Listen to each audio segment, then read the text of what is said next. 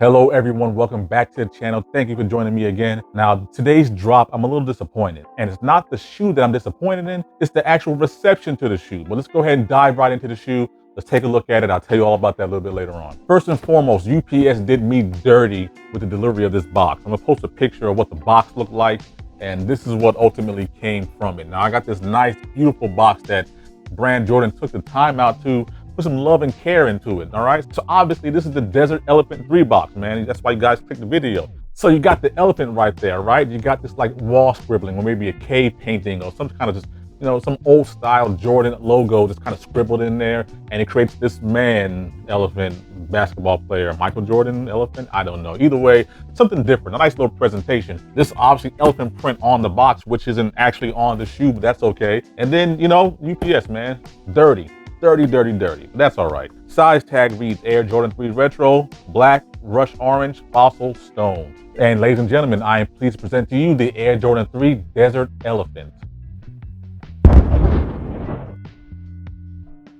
So let me go over the shoe itself right quick. Taking a look at the bottom of the sole, you have that tan with the orange in there and the white Jordan, all that normal Jordan 3 stuff. It's a nice outsole, but it's a sole nonetheless, right? You're not gonna see it, you're gonna be stepping on it, is what it is. Up to the midsole, you have the off-white colorway with the black trim on the bottom. You can obviously see the visible air units, which is nice. Now coming up to the mid, you do see a nice leather upper. And the leather upper, it feels full grain, if I even know what full grain means, but it doesn't feel like your standard Jordan leather. It's actually pretty pliable, pretty soft, pretty nice, and it just has a nice feel to it. The leather looks slightly pressed or tumbled, and that gives a nice little mature or elegant look to the shoe. It looks very, upscale, and I really like that about the upper of the leather. Now, the part that I think people didn't particularly care for was their lack of a true elephant print. Now, what people are used to on a Jordan 3 is elephant print that looks like this, where it's most likely a gray and dark gray elephant print that is synonymous with the Air Jordan 3. Now, our guy Z Sneakerhead did a nice little mock-up months ago,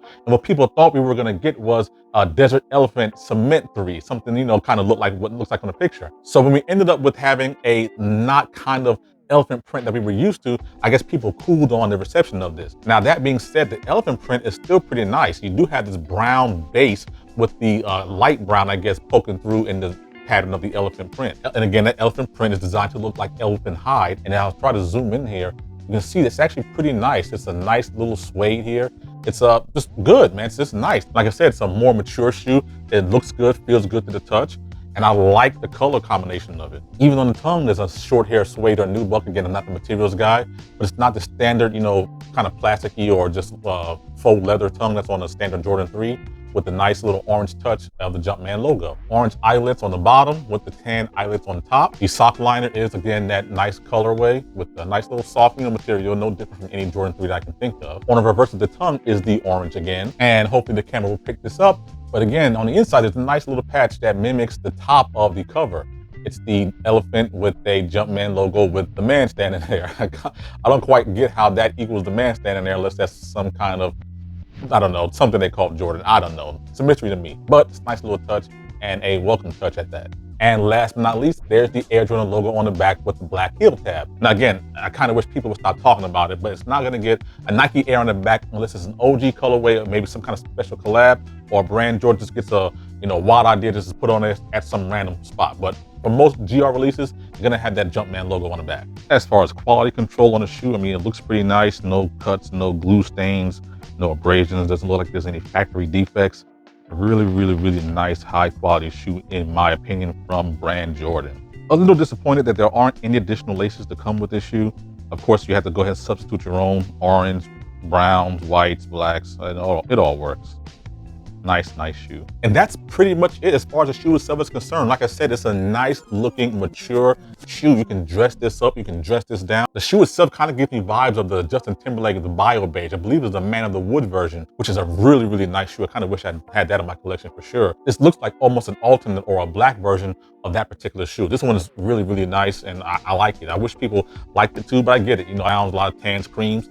This kind of goes right there with it. Especially if you end up doing a lace swap. I think you're going orange, white, black. You can make the shoe pretty nice. And since it's a Jordan 3, I don't particularly know why people struggle to really like this shoe other than maybe times are tight. So even as of this recording, which is Friday, August 5th, this shoe is restocking everywhere. I mean, this shoe sat on the sneakers app for quite some time. So if you want this shoe for retail, it can definitely be had. And this may be actually a sign of things to come. Jordan 3s used to just fly off the shelves. And again, I showed you the shoe I had earlier, which is this Cardinal Jordan 3. You know, this one didn't do too bad, but it didn't do too well. It didn't fly off the shelves. So hopefully that makes me feel like the Fire Red 3 that's coming out in a couple of months will be a little bit easier to cop, but that remains to be seen. I also don't have high hopes for the Dark Iris 3 that's coming out. But again, you know, times are crazy. People are gonna buy what they like. I wish you guys would have liked these just a little bit to find in your hearts to buy the shoe, but hey, listen, I don't get commission from brand Jordan. I don't get, you know, paid by the company to solicit their shoes. I just like it. I think it's a dope shoe to have in a collection. And I hope you guys find it. It's a viable shoe to have in your collection as well. But all that being said, guys, I'm gonna go ahead and bring this video to an end. I thank you for sticking in it with me. Do me a favor, hit that subscribe button if you enjoyed this review. Leave me some comments. Let me know how you feel about this shoe, how you feel about the Dark Iris 3, how you feel about the Cardinal 3, how you feel about the Fire Red 3s, how do you feel about 3s in general? Because we just never know how this, 3 is gonna shake up. The market's cooling down. This shoe is probably sitting on StockX for $200, the same price I paid for it. So hey, let me know how you feel. So I appreciate y'all. Until the next one, I'm out of here. That's smell. Oh, the original cut. There it absolutely is. I might like it better than the 2020 version. So, right? And I had to have it.